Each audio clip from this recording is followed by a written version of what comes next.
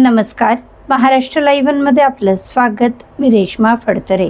माजी राज्यमंत्री संजय उर्फ बाळा भेगडे यांनी आज पाटण गावाला प्रत्यक्ष भेट देऊन तिकोनी परिवाराचे सांत्वन केले व दिवंगतांना भावपूर्ण श्रद्धांजली अर्पण केली। यावेळी गावातील नागरिकांशी संवाद साधून त्यांच्या समस्या व अडचणी जाणून घेतल्या। तसेच राज्याचे मंत्री गिरीश महाजन यांच्याशी संपर्क साधून सद्यस्थितीची माहिती दिली आणि आवश्यक ती मदत मिळावी यासाठी पाठपुरावा केला।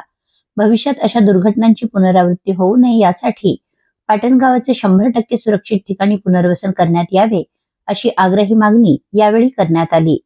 या कठीण प्रसंगी पाटण गावातील प्रत्येक नागरिकासोबत आम्ही ठामपणे उभे आहोत। ईश्वर दिवंगत आत्म्यांना सद्गती देवो आणि त्यांच्या कुटुंबियांना हे दुःख सहन करण्याची शक्ती प्रदान करो, असे प्रतिपादन बाळा भेगडे यांनी केले।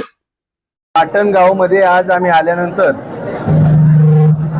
गावातील सगळ्या ग्रामस्थ, सरपंच, त्याचबरोबर नागरिक बंधू भगिनीशी चर्चा केली। सगळ्या गावाची एकमुखी मागणी या ठिकाणी गावाचं 100% पुनर्वसन झालं पाहिजे आणि हे पुनर्वसन होत असताना जे गावचं गायराने त्या 13 एकरवर हे पुनर्वसन व्हावं अशा स्वरूपाची भूमिका गावातील सगळ्यांनी व्यक्त केली। मी राज्याचे आपत्ती व्यवस्थापन खात्याचे तसेच जलसंपदा मंत्री माननीय गिरीश भाऊ महाजन यांच्याशी आत्ता फोनवर बोललो, तर गावचा जो निर्णय आहे त्या निर्णयाला सरकार देखील सकारात्मक आहे।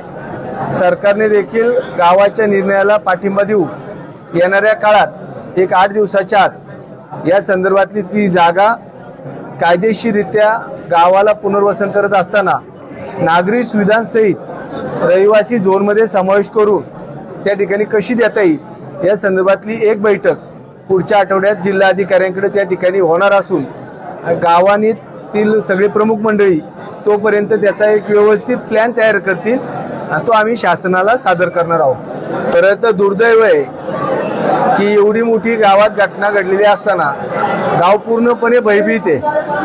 गावातल्या सगळ्या नागरिकांनी आपल्या आयुष्याचं घर सोडून दुसरीकडे गेलेत आणि चोरांसारख्या व्यक्ती गावात येऊन चोऱ्या केलेल्या आहेत। याच्या संदर्भात आम्ही SP साहेबांशी थेट बोललेलो आहे।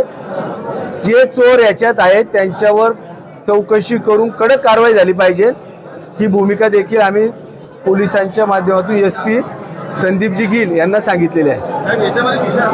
100% या संदर्भात आम्ही एकत्र मीटिंग बी घेणार आहोत आणि हे सगळ्या चुकीच्या झालेल्या प्रकारामुळे आमच्या गावाला काय त्रास भोगावा लागला हे लक्षात आणून देणार आहे। आपल्या परिसरातील घडामोडी जाणून घेण्यासाठी महाराष्ट्र लाईव्ह सबस्क्राईब करा व बेल आयकॉन प्रेस करायला विसरू नका। धन्यवाद।